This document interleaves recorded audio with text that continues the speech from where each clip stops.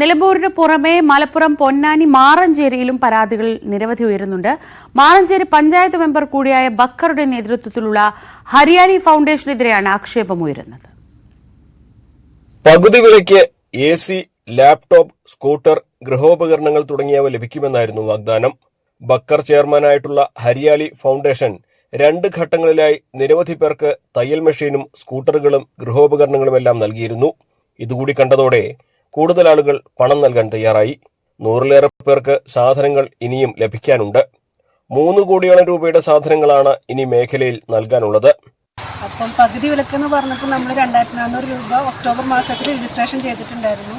എന്നിട്ട് മാർച്ച് സമയത്ത് തരുമെന്നാണ് പറഞ്ഞിരുന്നത്. അപ്പോൾ അതിനനുസരിച്ച് ഓരോ മെസ്സേജ് വരുന്നതിനനുസരിച്ച് ഞങ്ങൾ പകുതിയായിട്ടുള്ള മാറഞ്ചേരിയുള്ള ഒരു ഫെഡറൽ ബാങ്കിൻ്റെ അക്കൗണ്ടിലേക്ക് 22,000 രൂപ, ഞാൻ 44,000 AC ആണ് അപ്ലൈ ചെയ്തിരുന്നത്. അതിൽ 22,000 രൂപ അടച്ച്. പിന്നീടാണ് ആൾ പറയുന്നത് മാർച്ചിൽ കിട്ടില്ല, മെയ് ലാസ്റ്റൊക്കെ ആകുമ്പോഴാവും നമുക്ക് ലഭിക്കുക, കുഴപ്പമില്ലെങ്കിൽ നിങ്ങൾക്ക് കണ്ടിന്യൂ ചെയ്യാം, എല്ലാം എന്നുണ്ടെങ്കിൽ രജിസ്ട്രേഷൻ ഫീ തിരിച്ചു തരുമെന്ന് പറഞ്ഞിരുന്നു. വാർഡ് മെമ്പർ ഈ ഹരിയാലി ഫൗണ്ടേഷനുമായി ബന്ധപ്പെട്ട് പ്രവർത്തിക്കുന്ന ഈ വാർഡ് മെമ്പർ തന്നെ അദ്ദേഹം ഇതിൻ്റെ 1-2 വാട്സപ്പ് ഗ്രൂപ്പുകളുണ്ട്, അവിടെ വന്നിട്ട് അദ്ദേഹം പറയുകയുണ്ടായി, ഇപ്പോൾ കേൾക്കുന്ന വാർത്ത, അതായത് ഈ അനന്തകൃഷ്ണൻ്റെ അറസ്റ്റുമായി ബന്ധപ്പെട്ടിട്ട്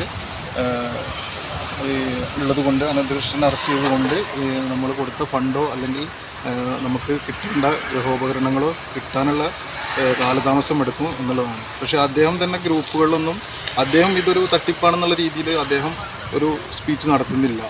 പെരുമ്പടപ്പ് പോലീസ് സ്റ്റേഷനിൽ ഇതുവരെ 20ഓളം പരാതികളാണ് ലഭിച്ചിട്ടുള്ളത്. ഹരിയാലി ഫൗണ്ടേഷനെതിരെയാണ് പരാതികൾ. ഇതിനു പുറമെ ബക്കർ നൽകിയ പരാതിയിൽ അനന്തകൃഷ്ണനെതിരെയും പോലീസ് കേസെടുത്തിട്ടുണ്ട്. തട്ടിപ്പിന്റെ വ്യാപ്തി കൂടുതലായി വെളിവാക്കപ്പെടുന്ന സാഹചര്യത്തിൽ കൂടുതൽ പേർ പരാതികളുമായി പോലീസ് സ്റ്റേഷനിലെത്തുമെന്ന് ഉറപ്പാണ്. ന്യൂസ് 18 മലപ്പുറം.